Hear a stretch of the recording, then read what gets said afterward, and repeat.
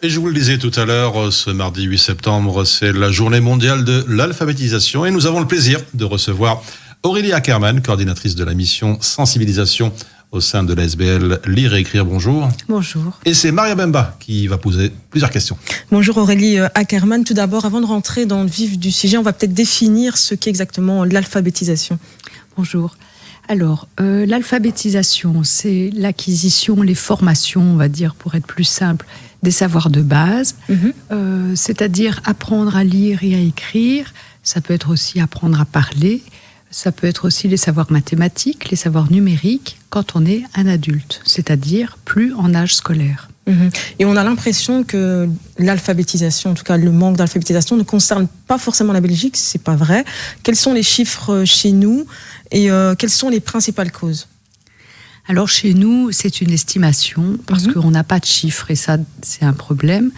Donc nous, on estime de façon prudente qu'un adulte sur 10 est en difficulté avec l'écrit. Alors, les causes de cette situation, elles sont multiples et je dirais elles se conjuguent les unes aux autres.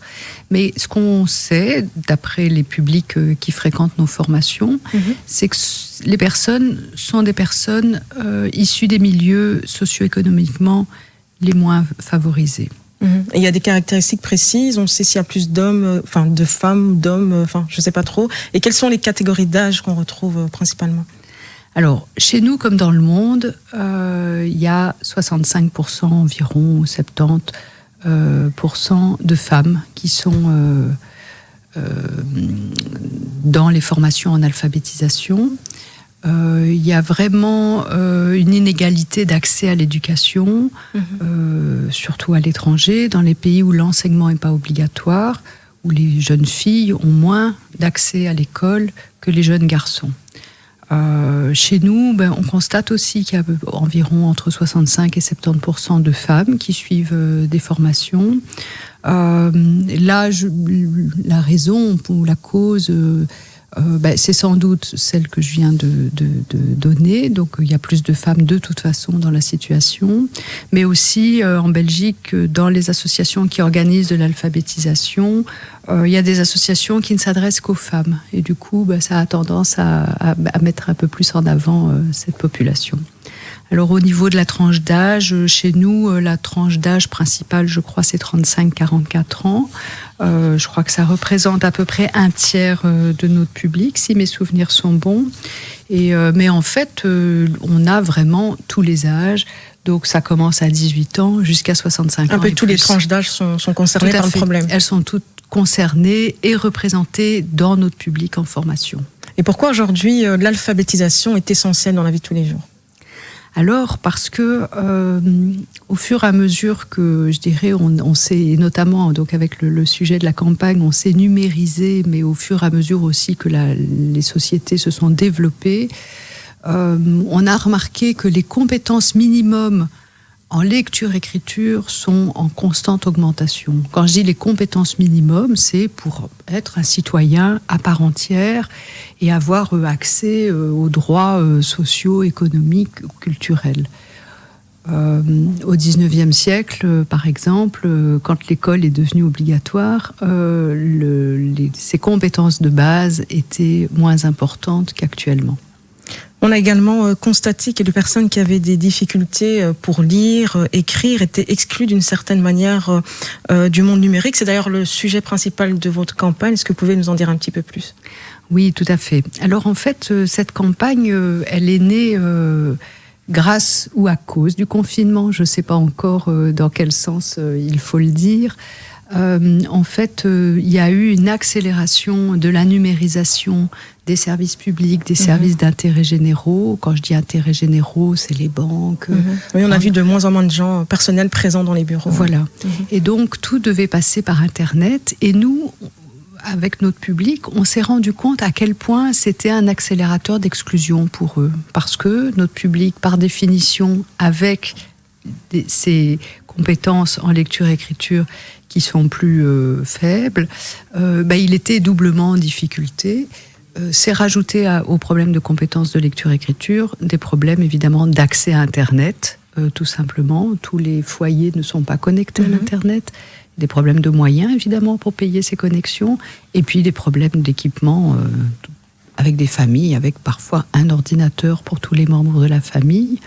Quand les enfants devaient faire les devoirs et les parents peut-être télétravailler ou essayer de télétravailler ou faire des choses sur Internet, ça devient compliqué. Et du coup, vous avez décidé d'axer principalement votre campagne sur cet angle-là. Oui, parce que ce qui nous a semblé important, c'est de montrer et de dire, alors à la fois à chacun, mais aussi au pouvoir public, de tirer une sorte de sonnette d'alarme en disant attention, parce que la numérisation accélérée telle qu'on l'a vécue dans le confinement, si c'est une facilité pour certains, pour ceux qui sont bien connectés et qui y trouvent plein d'avantages, c'est un facteur d'exclusion pour nos publics, en l'occurrence, et ça, c'est pas acceptable, parce qu'on est bien dans des droits fondamentaux, à nouveau. Oui, alors Aurélie Ackerman, on l'a évoqué tout à l'heure, la crise sanitaire a perturbé un peu la vie de tous les Belges, mais de quelle manière elle a aggravé en fait le quotidien des personnes qui ont des difficultés pour lire et écrire ? Mais en fait, les personnes qui sont en formation chez nous se sont trouvées très isolées. Je crois que ça a été ça le plus difficile pour elles à vivre, ce sentiment d'isolement. Pourquoi ? Parce que elles n'avaient pas beaucoup accès à l'information, beaucoup d'informations à circuler justement sur Internet et souvent, notre public n'avait pas accès.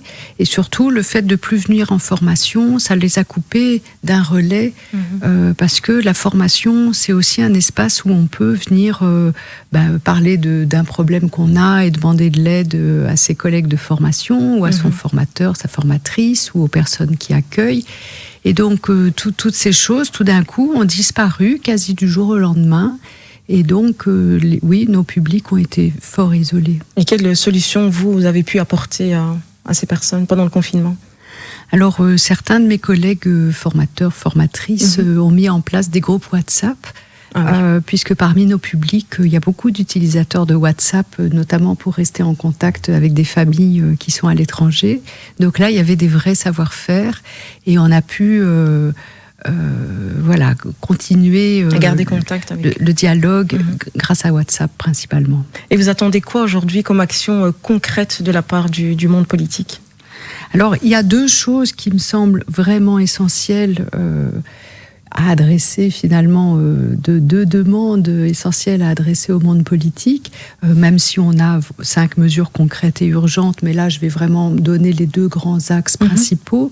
C'est à la fois permettre aux personnes en difficulté avec l'écrit d'avoir un meilleur accès au numérique, parce que maintenant ça fait partie de notre vie, de notre monde, et on ne peut pas faire sans. Donc vraiment renforcer, continuer de subsidier, mais même donner davantage de moyens pour que le numérique rentre dans le secteur associatif de l'alphabétisation et soutenir vraiment ces actions. Ça, c'est une première chose qui me semble essentielle. Et l'autre axe, c'est maintenir de la présence dans les guichets, dans les services publics, donc faire en sorte que tout à chacun puisse exercer ses droits de citoyen, tout simplement. Et ça passe par les guichets. Alors, au minimum, au moins un contact téléphonique, mais de préférence des guichets, pour pouvoir avoir encore et toujours un interlocuteur quand on doit faire une démarche administrative, quelle qu'elle soit, mais y compris aussi dans des services tels que les banques, les mutuelles ou... Voilà. Aurélie Ackerman, avec un taux de 86,3% de la population mondiale qui est en capacité de savoir lire et écrire, mais encore 750 millions d'analphabètes dans le monde. Le constat est tout de même rassurant, au contraire, c'est inquiétant selon vous ? Moi, là, je préfère regarder le verre à moitié vide. Je pourrais regarder le verre à moitié plein, bien sûr, mais là... C'est encore trop. C'est beaucoup trop, parce que dans le sujet, c'était bien expliqué. D'abord, il y a une inégalité d'accès à l'éducation selon qu'on est une fille ou un garçon qui est tout bonnement, de mon point de vue, assez insupportable. Nous, on le voit dans notre public, les femmes qui témoignent, notamment toute la problématique des mariages forcés, où là, les jeunes filles sont systématiquement sorties du système scolaire pour être mariées. Voilà, donc ça, c'est déjà une première chose. Et puis, surtout, il y a... Alors là, on a parlé des pays comme le Sénégal, le Niger, le Libéria, ou bien même l'Afghanistan, où on le sait, il y a un contexte socio-politique qui est vraiment difficile. Mais je voudrais revenir sur la problématique en Belgique, parce que c'est pas pour être centré sur la Belgique, mais simplement rappeler que dans les pays où l'école est obligatoire, que ce soit la Belgique, mais tous les pays d'Europe finalement, notamment si on regarde un peu à côté de nous, on a aussi un échec scolaire qui est finalement systémique à notre système scolaire et qui fait que on produit finalement notre propre public en difficulté avec la lecture et l'écriture. Donc, dans les deux cas, que ce soit dans des problématiques à l'étranger ou qu'on a décrit tantôt, ou même donc ici avec un enseignement obligatoire, on ne peut pas se réjouir de ces chiffres. C'est pour moi extrêmement alarmant qu'on en soit encore là. Et est-ce que vous auriez un petit message à faire passer à tous ceux qui nous écoutent et qui osent peut-être pas aller à votre rencontre, à rencontrer des ASBL justement qui aident les personnes qui ont des difficultés à lire et à écrire? Vous avez raison de pointer ça parce qu'effectivement, et les personnes nous le disent, parfois elles hésitent longtemps avant de franchir la porte de lire et écrire ou bien de toute autre association parce qu'elles sont très nombreuses à Bruxelles, heureusement. Donc, ce que j'ai envie de dire, c'est que on peut apprendre à tous les âges. Donc, il y a, comme on dit, il n'y a pas d'âge pour commencer à se former. Donc, il faut vraiment pas hésiter. Et surtout, les personnes qui arrivent chez nous, elles se rendent compte qu'elles sont pas toutes seules dans cette situation, qu'elles rencontrent bien d'autres personnes dans les groupes avec lesquels elles apprennent, et que ce système de solidarité porte aussi, donne envie d'avancer, donne du courage. C'est ce qu'on nous dit souvent, on a du courage quand on vient ici. Donc il faut vraiment pas hésiter à pousser la porte et à prendre son téléphone. Donc si vous me permettez, je vais donner le numéro de téléphone. Oui, donc c'est un numéro de téléphone général, c'est le 02 412 56 10. Et là, selon où les personnes habitent, on va les orienter vers une des associations ou un des centres, des 5 centres de lire et écrire Bruxelles, où elles pourront suivre une formation. Merci Aurélie et Carmen d'avoir répondu à nos questions. Un grand merci à vous.